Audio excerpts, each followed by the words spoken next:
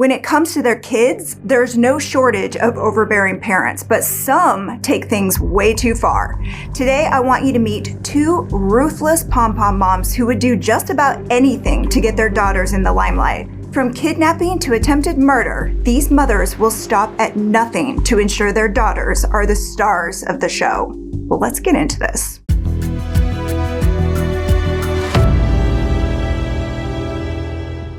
It is so good to see you. I'm Amy, and this is True Crime Recaps. If you like getting all the crime in half the time, you're in the right place.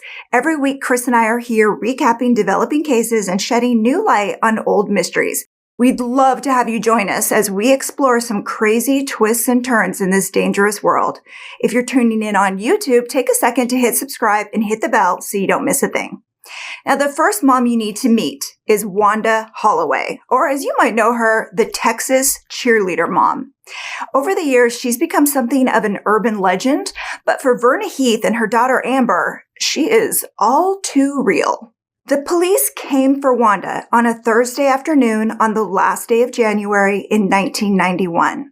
She's in the kitchen making dinner when they knock. It's not really a surprise. She knows exactly why they're there. Before she opens the door, she carefully takes off her diamond jewelry and leaves it on the kitchen table. She's going to prison for plotting the murder of a rival mom. As they walk her out to her squad car, her 13-year-old daughter Shayna watches in horror. Her mother tells her, "Grandma is coming over. I'll be back." Shayna had been practicing her cheerleading routine in the garage.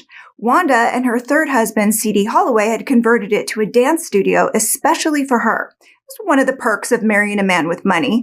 C.D. was 20 years older than Wanda, but the two of them had been making eyes at each other for years, ever since they met in the choir at the Missionary Baptist Church where Wanda played the piano. She was the kind of woman who wanted things, and C.D. had the means to give them to her.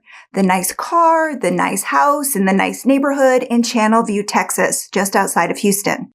But even with all his oil-filled service money, he couldn't buy her everything she wanted. And for the last 2 years, the thing she wanted most was to be a cheer mom.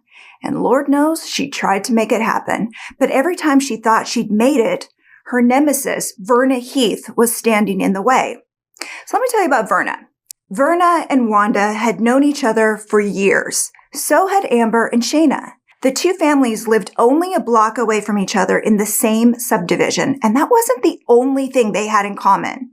The four women were very much alike. Shayna and Amber weren't necessarily friends, but they definitely knew of each other. They ran in the same circles, and they did a lot of the same activities.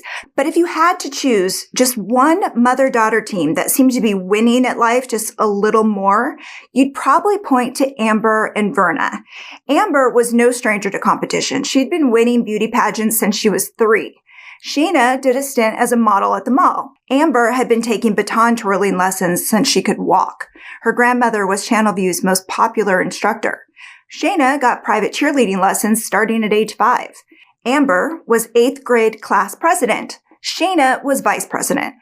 Amber was voted friendliest and most spirited. Shayna was an honor student, and their moms were just as similar. Everybody knew both Wanda and Verna went 150% for their kids, which is a nice way of saying they were those moms, especially Wanda. But they had the same ambitions for their daughters, cheerleading. In Texas in 1991, there was no higher calling for a teenage girl. Cheerleaders were practically the embodiment of the American dream. And if you were serious about cheerleading and you had the money to back up your ambitions, Alpha Gymnastics Studio in Channelview was the place to be. Teachers certified by the National Cheerleading Association taught tumbling and gymnastics there, and both Shayna and Amber were longtime students. The trouble started in 1989 with the 7th grade cheerleader tryouts at Alice Johnson Junior High. So Wanda had taken Shayna out of Channelview Christian School, private school, and enrolled her at Alice Johnson, public junior high. So she did that so she'd be eligible, to make the team. Well, meanwhile, Amber is still at Channelview Christian, but Verna got the principal's permission to let her daughter try out anyway, and she would officially enroll her later. But making the team doesn't just come down to the most talented. There's a campaign element to it. Team hopefuls have to lobby their classmates. They're trying to get their vote.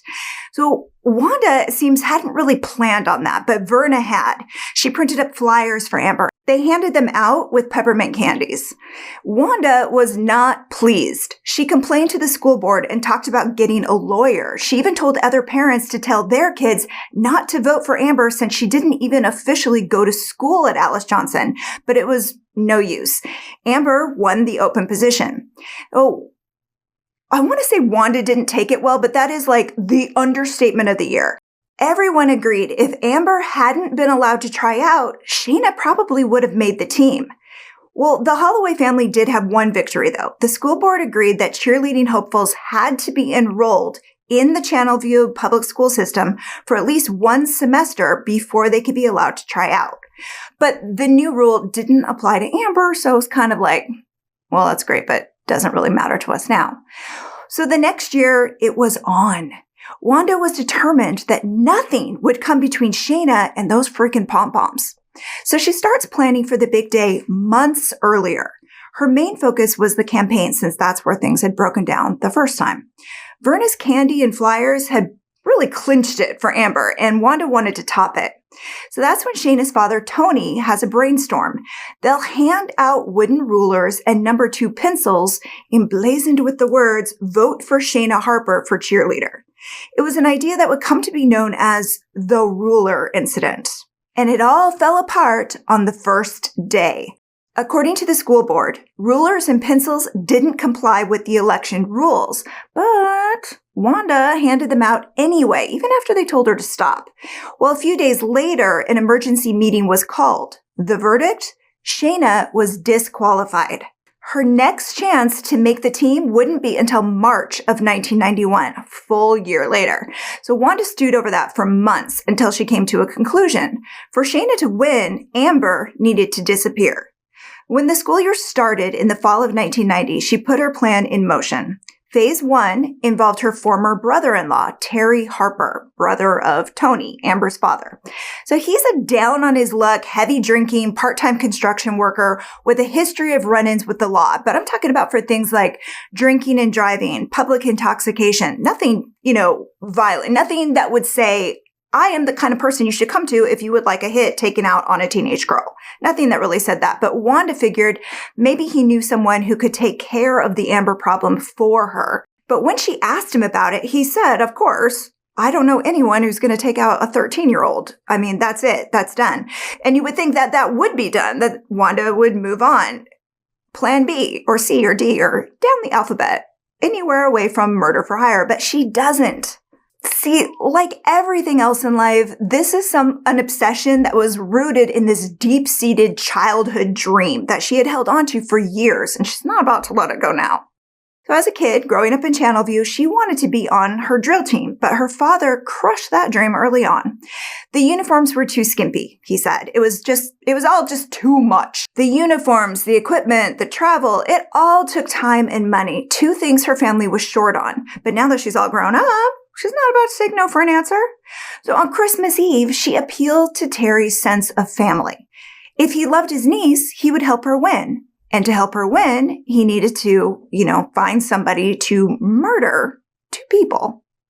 And that's when he realized his brother's ex-wife was deadly serious. So after the holidays, he and Tony go to the police, but getting them to take it seriously was another thing entirely. After some convincing, they agreed to give Terry a wire to record his conversations with Wanda. 3 weeks later, he comes back to the station, hands over 8 tapes. So originally, her plan was to take out both Amber and Verna Heath until she found out how much it would cost. Terry told her that the man that he had in mind, this fictional man, would do it for $7,500. $5,000 for Amber, $2,500 for Verna. Now, taking them both out was just too much money for her. She couldn't afford it. She could only afford one. So she thinks about it and decides to settle for Verna. Her logic is that Amber is going to be too upset to stay on the squad if her mother is killed.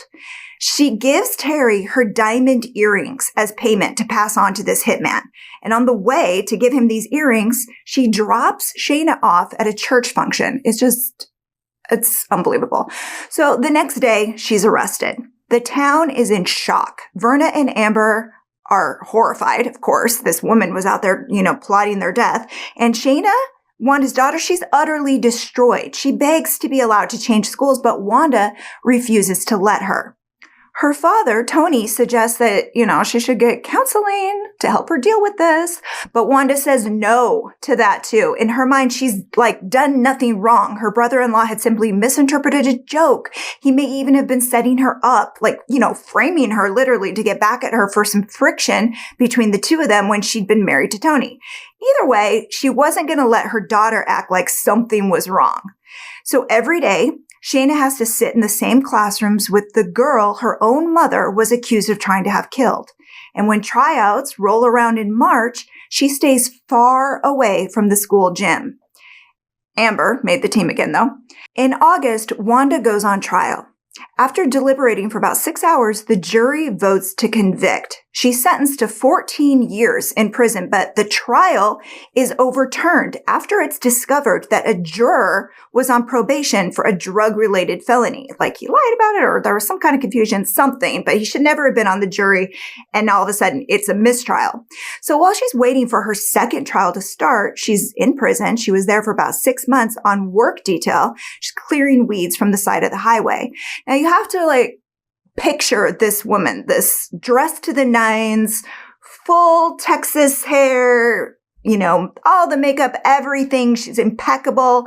And now all of a sudden she's doing, she's cleaning, picking up garbage on the side of the road and yard work with in a chain gang. It's insane. The entire town is blown away.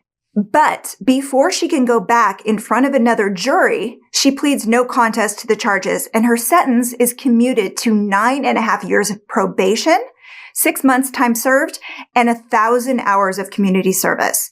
She takes a job as a secretary in a little town on the other side of Houston, Channelview's here, on this side of things. Houston is in the middle, and Wanda is bailed out to a town way on the other side of Houston. So meanwhile, her son's college fund had been drained to pay her legal bills, and her daughter, Shayna, is struggling to deal with the aftermath. So where did they all end up? Well, Terry, the whistleblower, he dies of liver failure in 2005. Shayna has 2 kids of her own, and she very decidedly doesn't care what kinds of extracurricular activities that they wanted to do. She just was support them in anything they liked. And in 2012, she told People magazine that her mother actually went years without discussing the incident with her or anyone. Eventually, she did apologize to her for it, but obviously the damage was done. But as for Verna and Amber, they went on to become very successful as legal insurance salespeople, an industry they got into as a result of the trial. And if you thought this story was intense, just wait. The next mother I want to tell you about kidnapped a drill team instructor and her 19-year-old daughter out of jealousy and revenge.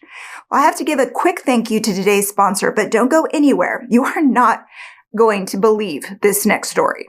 I used to think about therapy as a process that takes months to see any results. But thanks to our sponsor, BetterHelp, I know that's not true. I used their online matching system to find a licensed professional counselor with the expertise that I needed to reach my goals. And they helped me identify strategies to cope and overcome issues that were getting in my way. And because we were working together in this very targeted way, I was feeling real changes pretty quickly. Now, yeah, obviously we all have different things going on, and I don't know what you're wrestling with, but I can tell you that BetterHelp is confidential, it's convenient, and it's more affordable than you might think. And their licensed professionals specialize in a wide range of issues from anxiety and stress to trauma and grief. And because it's online, you're not limited to the counselors in your area. I want you to start living a happier life today. As a listener, you'll get 10% off your first month by visiting our sponsor at betterhelp.com/recaps. Join over 1 million people who have taken charge of their mental health. Again, that's BetterHelp, HELP.com/recaps. Now back to the show. The Rangerettes have been the pride of Kilgore College in Texas since 1940. The precision dance team is a combination of the Rockettes and the Dallas Cowboy Cheerleaders. Beauty knows no pain is their unofficial motto. They perform all over, even in New York's Thanksgiving Day Parade. Dancers come to Kilgore from all over the country, but if you had ambitions to be a Rangerette, and you grew up in that small town, the first step toward making the college squad starts with the high school dance team, the High Steppers. And our story starts there with tryouts in 2015. That's the year Kylie Motes didn't make the team. Now, this was an especially bitter pill because as a junior, it would have been her third season dancing with them. She started when she was a freshman. But that year, the competition was especially talented and she didn't make the cut. Now, her coach tried to soften the blow. She offered to make her the team manager just to keep this sweet girl around. But her mother, Nancy, had another fix in mind. She complained about her daughter's scores, and she kept complaining about the results until the school board heard her out. In the formal complaint published by Texas Monthly, she wrote, "We believe there to be collusion with one or more of the judges and the coach. Every Friday night football game and performance, every time a senior milestone happens, it will be salt in the wound. A wound that will never begin healing for over a year until she leaves Kilgore." Now, the basis of her argument was Kylie's height. Rangerettes are meant to be indistinguishable from each other as much as possible. Just, again, picture like that Rockette kick line where everybody's moving in unison. They all are the same, beautiful, glamorous girl. Well, the High Steppers were formed in that tradition. In Nancy's mind, Kylie was cut because she was taller than some of the girls. There was no real basis for this complaint outside of her convoluted logic, but the school board voted to give Kylie her old spot on the team anyway, probably because they didn't want to deal with Nancy. In response, the coach took it one step further. If the results didn't apply to Kylie, then they shouldn't apply to anyone. Everyone who tried out that year got a spot. Now, you can imagine the drama that generated. Kylie was mortified, so Nancy pulled her out of Kilgore High and transferred her to another high school for her senior year. After all of that, she pulls her out. Well, that should have been the end of it, and for Kylie it was, but not for her mother.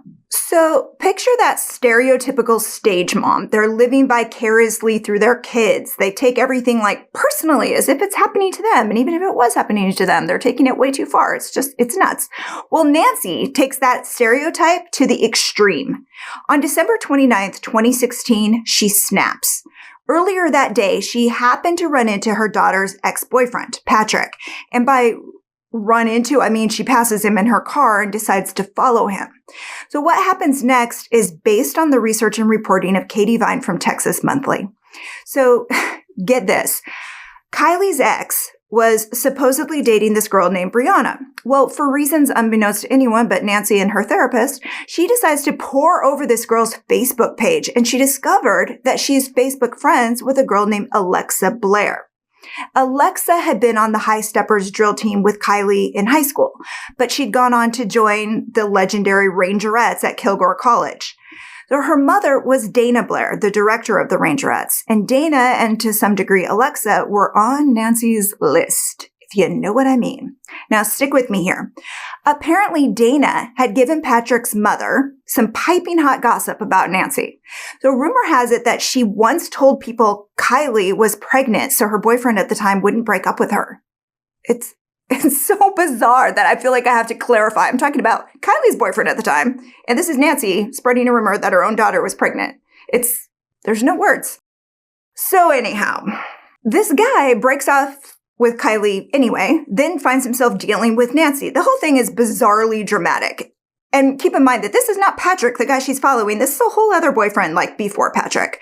But when he started dating Kylie, apparently Dana told his mother about this crazy pregnancy story, and she tells Patrick. And then he tells Kylie, and Kylie tells Nancy. Eventually, she and Patrick break up, and Nancy blames Dana. Yeah. Well, when she saw him drive by that day, she gets it into her head that he's on his way to meet up with Brianna, this new girl. Her logic for following him it's murky, even to herself, but there is some thought about getting a picture of them together to show Kylie for God knows what reason. It's crazy, but it gets weirder and worse.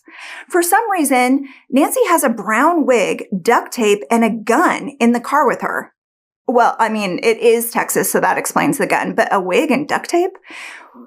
In any case, she puts on the disguise and she follows this guy, Patrick, for a while, but he doesn't really seem to be going anywhere specific. So she decides to change courses and track down Brianna instead, because maybe she thought she'd go straight there, wait for him to show up, get the picture. I don't know. Maybe she's planning on confronting this teenager. I don't know. Quick side note though. Apparently Brianna wasn't even dating Patrick. So this whole thing is even more ridiculous than it sounds. And that is saying something. And then just to make it even more bizarre at this point, Alexa, Kylie, Brianna, and Patrick have all graduated from high school. So this is all old news to everyone but Nancy, I guess. Anyhow, she doesn't know where Brianna lives, but she does know where the Blair house is. So she decides to go there and make Alexa tell her where Brianna is. It's about 6 p.m. when their doorbell rings. Alexa and Dana at this point are getting ready to go to the Cotton Bowl for a Rangerette performance the next morning. So, they're running around, getting stuff ready, getting it together. And Dana opens the door out of, this person ringing your doorbell out of the blue. It's weird. She opens the door and she sees this woman she doesn't recognize standing there in this short brown wig. And this woman is Nancy. She's holding up this snowman cardboard picture kind of a thing in front of her face. So she doesn't recognize her. But keep in mind that these women have never met. They know of each other, of course, especially Nancy because of the whole high steppers debacle thing with Kylie. So she knows obviously who she is, especially considering that pregnancy story, the whole deal, but she's never actually met her officially. And she looks different. And this is not a person like she knows who it is. So she's like, all right. But Nancy's standing there. She asks to speak to Alexa. So she figures, oh, well, Alexa knows who this is. I'll call her down here. Alexa comes down. And at that point, Nancy pulls out a gun. She also pulls out her duct tape and she demands their phones and then forces Alexa to tape her mother's wrists behind her back before she does the same to Alexa. Now, when both women are secured, she starts scrolling through her phone looking for Brianna's number, but it's not there because they're not even that good of friends. And again, this all happened back in high school and it's bizarre. So it's such a crazy story. So it's really hard to understand what on earth is going through this woman's mind to do something like this. But whatever she's thinking, she leans in. So she tells them to get in Alexa's car. But before they can leave, the girl tells her she needs to put on her shoes. She just come down from her room and she's barefoot. So Nancy says, okay, yeah, you can go up and get your shoes. Well, the second Alexa gets into her room, of course, she's thinking about how to escape.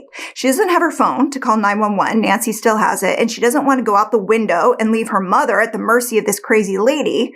But while she's upstairs thinking it over, Nancy gets suspicious. She tells Dana to kneel by the front door so she can go up and check on Alexa. But the second the woman's out of sight, Dana runs for help. A couple of neighbors were just pulling into their driveway not far away, apparently. So she runs over to them. Well, the guy gets out of the car and comes with her back to the house. And his wife, or the woman, we'll call her the woman, is still behind the wheel. And she sees Nancy, she sees two figures, as the Texas Monthly put it. She sees two figures leave the house. It's Nancy and Alexa. Nancy pulls her over to this nursing home kind of nearby across the street where she had parked her car. And this woman, the neighbor, decides to follow them. So now all of a sudden this thing is evolving into a car chase. I mean, they're doing 80 miles an hour, blowing through lights, stop signs. It's something out of a movie. Luckily, this neighbor that's chasing them has the presence of mind to call 911 and give them the license plate number before she loses sight of Nancy's car. Meanwhile, once she's lost, this tail, Nancy starts throwing Dana's phone and Alexa's phones out the window. She's throwing the wig out the window. She just keeps driving. But she uses the time to grill Alexa with this series of bizarre questions. Things like, do you think you're perfect because you're a rangerette? And how are you so calm? Is that because of your rangerette training? Incidentally, Alexa is coming off as calm because she's in total shock. But the grueling training that she went through as a rangerette did help her survive that night. So less than an hour after she rang the Blair's doorbell, Nancy pulls up to a storage unit and she drags Alexa inside. She forces her to the floor and wraps duct tape around her legs. And then she says, "This is for my daughter, Kylie Motes." And she chokes her until she passes out.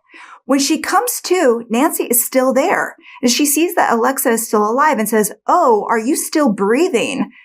But she doesn't attack her again, thank God. Instead, she seems to think better of it, or she comes to her senses, or who knows what, but she leaves. But not before putting tape over Alexa's mouth so she can't call for help. But this girl is not going down like that. She's been training with the Ragerettes, and she is in the best freaking shape of her life. So she manages to rip apart, this is a miracle, she rips apart the duct tape binding her hands. And from there, she makes her way out of the storage unit and runs for help. So the police are already on the case because of this car chase and the kidnapping. So Nancy is barely home before they're knocking on her door. The next morning, Alexa and Dana head off to the Cotton Bowl for the Rangerettes' halftime performance. It's amazing. So why did this woman do this? Well, in a statement, Nancy wrote, "The event was a strong response to people bullying my daughter.